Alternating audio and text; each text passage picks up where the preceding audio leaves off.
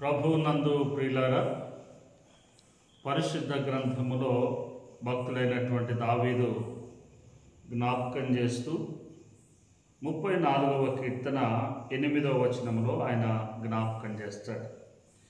యెహోవా ఉత్తముడని రుచి చూచి మీరు తెలుసుకొనుడి, ఆయనను ఆశ్రయించు నరుడు ధన్యుడు.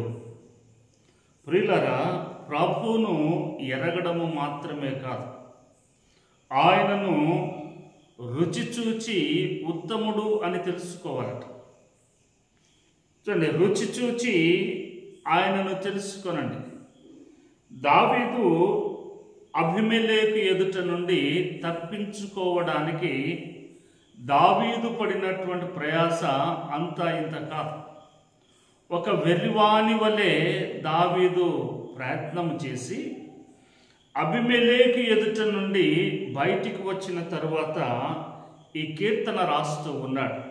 అందుకే ఆయన అంటాడు, దేవుడు ఉత్తముడని రుచి చూచి తెలుసుకున్న నరుడు ధన్యుడు అంటాడు.